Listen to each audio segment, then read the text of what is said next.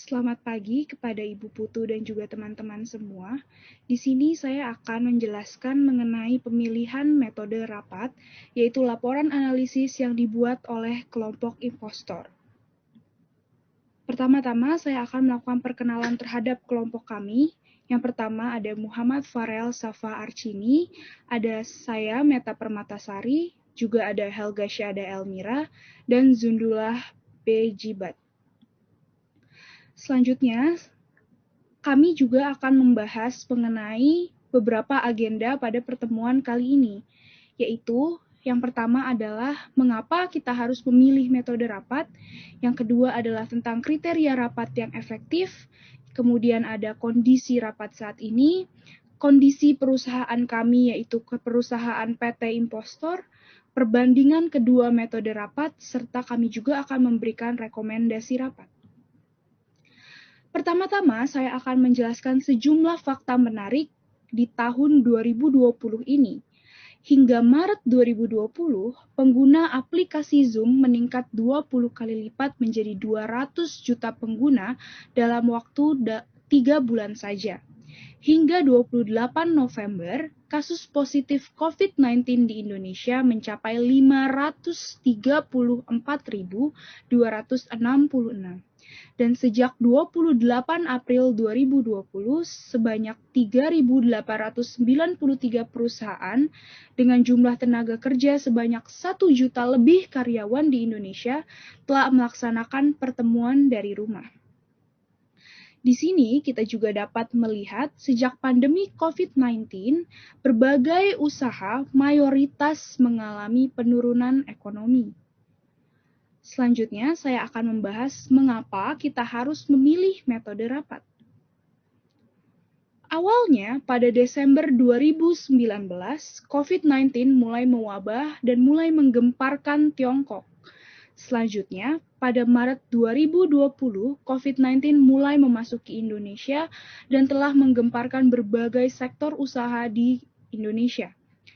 Untuk mempertahankan berjalannya berbagai usaha dan juga perusahaan di Indonesia, maka rapat atau pertemuan haruslah tetap berjalan. Namun, rapat yang harus tetap berjalan ini menimbulkan banyak pro dan kontra. Maka, muncullah dua opsi pelaksanaan rapat, yaitu pelaksanaan rapat online dan offline.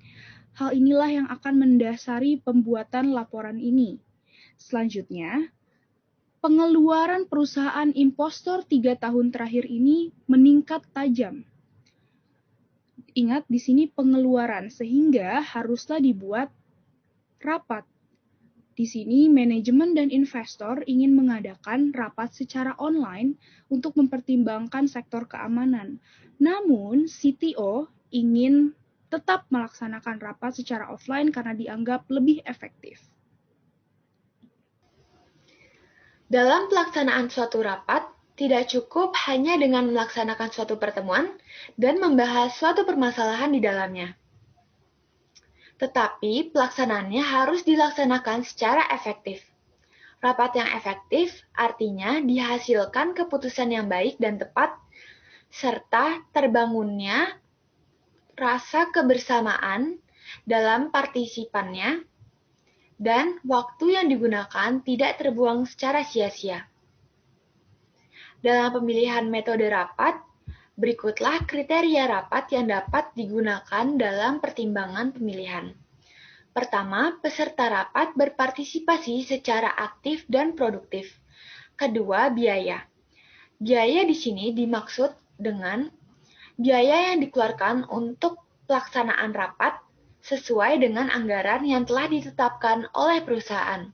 Yang ketiga, keamanan data. Di sini dimaksudkan bahwa informasi yang disebarkan ketika pelaksanaan dalam rapat dapat terjamin keamanannya. Yang keempat, waktu digunakan dengan baik, efisien, dan efektif. Yang kelima, pembahasan fokus pada topik yang telah direncanakan atau diagendakan sebelumnya. Yang keenam, hubungan antar peserta dapat terjalin dengan baik. Yang ketujuh, adanya keamanan kesehatan. Karena pada pandemi ini mudah sekali untuk orang-orang tertular penyakit atau virus, maka itu keamanan kesehatan perlu diperhatikan. Yang terakhir, keberlangsungan rapat dapat terorganisir dengan baik. Hai, kali ini saya akan menjelaskan tentang kondisi rapat saat ini. Saat ini, rapat tatap muka diganti dengan rapat secara online atau telekonferensi. Telekonferensi ini menggunakan aplikasi yaitu Zoom. Banyaknya penggunaan aplikasi Zoom ini membuat kenaikan daily user Zoom yang sangat signifikan. Kenaikan yang dilaporkan itu sebanyak 90% dari Desember 2019 ke Maret 2020. Dari 10 juta pengguna harian menjadi 200 juta pengguna harian. Memasuki kondisi new normal, rapat secara tatap muka dicoba untuk digelar kembali. Namun dalam penyelenggaranya, rapat secara tatap muka lebih kompleks daripada biasanya. Sterilisasi ruangan, pengadaan hand sanitizer, serta tempat cuci muka bagi para peserta perlu disiapkan secara matang oleh pihak perusahaan. Selain itu, kursi dari para peserta juga dibuat secara berjauhan demi menghindari penyebaran virus corona. Peserta rapat juga wajib menggunakan masker serta menjaga jarak. Berikut ini adalah grafik dari pengguna harian Zoom, mana pada Desember 2019, pengguna harian Zoom adalah 10 juta orang, dan di bulan Maret 2020 naik 90% menjadi 200 juta pengguna harian. Saya juga akan menjelaskan kondisi perusahaan PT Impostors. PT Impostors memiliki fasilitas presentasi yang lengkap. Dengan fasilitas yang lengkap, tentunya memudahkan bagi para karyawan kami untuk melakukan presentasi materi dengan baik. PT Impostors juga tidak memberikan bantuan kuota kepada karyawan. Jadi, karyawan kami harus menyediakan kuota mereka masing-masing. Walaupun tidak menyediakan bantuan kuota kepada karyawan kami, PT Impostors memiliki fasilitas internet yang baik dan mendukung, sehingga bisa dimanfaatkan oleh karyawan kami dengan baik. Sekian dari saya. Selanjutnya, perbandingan kedua metode rapat. Di sini saya menampilkan kedua tabel kelebihan online meeting dan kekurangan offline meeting. Kelebihan online meeting. Yang pertama, tidak harus datang ke satu tempat, kita bisa saja berdiam diri di rumah tanpa harus datang ke tempat tertentu. Yang kedua, waktu lebih fleksibel. Yang ketiga, biaya untuk mengadakan online meeting lebih murah. Yang keempat, lebih aman dilakukan di tengah masa pandemi seperti ini. Terus yang kedua, kekurangan offline meeting. Membutuhkan tempat tertentu, kita harus menentukan tempat tertentu untuk melaksanakan rapat. Yang kedua, waktu pelaksanaan tidak fleksibel. Yang ketiga, memerlukan banyak biaya. Yang keempat, berisiko dilakukan di tengah masa pandemi seperti ini. Kekurangan online meeting. Yang pertama, pengawasan terhadap peserta berkurang. Atau kita tidak bisa melihat audiens secara langsung. Sering terjadi kendala jaringan. Yang ketiga, distortion channel, competition. Yang keempat, kurangnya bersosialisasi dengan peserta lain. Selanjutnya, kelebihan offline meeting. Yang pertama, melihat secara langsung respon audiens seperti dari gestur dan tone berbicara. Yang kedua, rapat berjalan lebih lancar dan tidak ada kendala jaringan. Yang ketiga, lebih dapat mengatur suasana sehingga konsentrasi tidak buyar. Yang keempat, dapat mengenal satu sama lain dengan jelas. Selanjutnya di sini ada rincian biaya pelaksanaan. Dengan asumsi jumlah peserta rapat 100 orang dan dalam durasi 1 bulan. Online meeting. Yang pertama ada platform Zoom meeting. Kita hanya perlu menyewa 325.000 per bulan. Itu pun dengan 300 peserta. 20.000 per hari untuk 100 peserta. Gratis untuk jumlah peserta kurang atau sama dengan 500 dengan durasi 40 menit. Offline meeting. Dalam pelaksanaannya, kita harus menggunakan listrik. Dengan ruangan kecil 70.000, ruangan besar 700.000, dan ruangan sedang 150.000. Kondisi juga harus disiapkan dengan kisaran harga 15.000 sampai 25.000 per peserta. Platform selanjutnya Google Meet. gratis untuk jumlah peserta kurang dari atau sama dengan 100 dengan durasi 1 jam. Dengan biaya Rp136.163 untuk 250 peserta dengan fitur premium. Offline meeting, handout, presentasi, tergantung materi presentasi, namun rata-rata 7.000 per peserta. Selanjutnya, untuk rincian biaya pelaksanaan online meeting, kita juga membutuhkan kuota multimedia, yaitu 50.000 per peserta. Anggaran biaya paling murah bisa didapatkan dengan menggunakan platform dengan gratis untuk rapat dan tidak memberikan subsidi pulsa untuk peserta, atau sama dengan Rp0. Untuk offline meeting, menyewa tempat meeting untuk seharian, mulai dari Rp150.000 sampai dengan Rp300.000. Anggaran biaya paling murah bisa didapatkan menggunakan ruangan rapat perusahaan dengan ukuran kecil dan kondusif dengan harga rendah. Tidak perlu serta handout, bisa digantikan dengan soft copy. Hadirnya pandemi pada tahun ini menyebabkan terjadinya perubahan pada tiap sektor, tidak terkecuali pada perusahaan atau organisasi. Banyak perusahaan yang telah melakukan atau menerapkan work from home (WFH) kepada para karyawannya. Tidak sedikit pula perusahaan yang telah melakukan PHK, pemutusan hubungan kerja, kepada para karyawan dikarenakan tidak sanggup untuk membayar biaya gaji. Rapat pada perusahaan juga mulai beralih kepada rapat online, namun tidak sedikit pula perusahaan yang masih menggunakan rapat offline. Berikut rekomendasi rapat yang dapat dilakukan oleh PT Impostors. Pertama, ada beralih menggunakan metode rapat online. Dengan rapat online, biaya yang dikeluarkan bisa lebih murah, sesuai dengan rincian yang telah kami lakukan pada slide sebelumnya.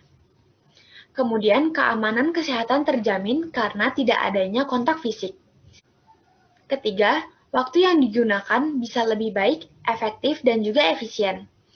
Keempat, proses rapat online lebih simpel karena tidak perlu menggunakan proyektor, menghubungkan PC atau laptop, serta membagikan handout karena kita juga bisa melakukan hal tersebut secara online dengan share screen, dan juga handout bisa dibagikan secara soft copy. Jika telah memastikan untuk menggunakan rapat online, tindakan selanjutnya adalah memilih platform yang tepat. Karena dewasa ini banyak sekali aplikasi yang memiliki fitur rapat online dan juga memiliki biaya yang beragam, serta memiliki fitur-fitur tambahan lain yang juga beragam. Maka itu kita harus mempelajari kekurangan serta kelebihan aplikasi-aplikasi ini sehingga dapat memilih platform yang paling sesuai. Yang kedua, kita membuat mekanisme rapat yang tersusun dengan baik, sehingga rapat bisa berjalan dengan efektif. Yang ketiga, mengkomunikasikan perubahan. Hal ini dilakukan agar perubahan ini dapat diterima dengan baik oleh para karyawan dan juga elemen perusahaan. Yang kedua, tetap mempertahankan rapat offline.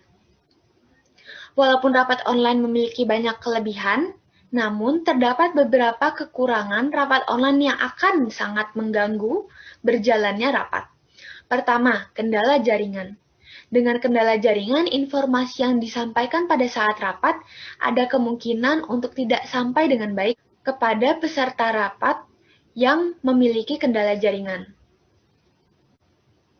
Yang kedua, distraction. Terdapat beberapa distraction yang akan sangat mengganggu berjalannya rapat. Contohnya, competition, noise, dan juga multitasking. Kemudian meninggalkan jejak digital.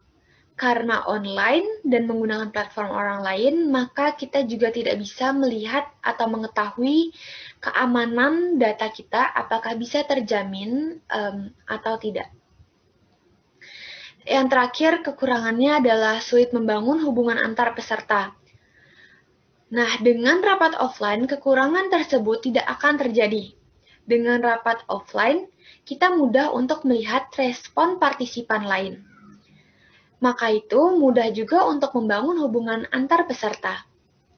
Kemudian, audiens bisa lebih konsentrasi, karena mereka hanya akan fokus pada satu hal, yaitu pemateri pada saat itu, atau situasi pada saat itu juga. Kemudian, komunikasi dapat berjalan tanpa adanya kendala jaringan. Dengan hal ini, maka informasi yang disampaikan pada saat rapat dapat diterima dengan baik oleh semua partisipan.